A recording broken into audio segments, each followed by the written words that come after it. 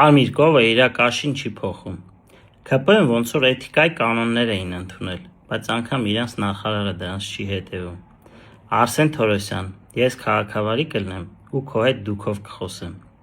Էդ որ ասում եք աղքատություն ենք հաղթահարել, դուք ձեր աշխատասենյակից դուրս եկել եք, խանութ գնացել եք, գները տեսել եք, մեր ժողովրդին հարցրել եք, կարողանում են իրանք իրենց ստացած աշխատավարձով թոշակով անգամ նվազագույն ուտելիք առնել, չեն կարողանում, ու դուք դա շատ լավ գիտեք, ուղղակի խաբում եք մեր ժողովրդին, գնում եք Շիրակի մարզ կեղծ պատարագի եք մասնակցում, գնացեք գործ արեք, աղքատության թվերը տեսել եք, 50% երեխաները Շիրակի մարզում աղքատ են,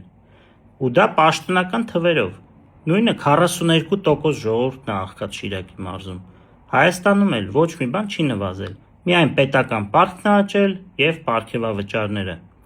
իսկ Հայաստանի ժողովրդի կյանքում ոչ մի բան չի փոխվել, դուք միայն պառակտում եք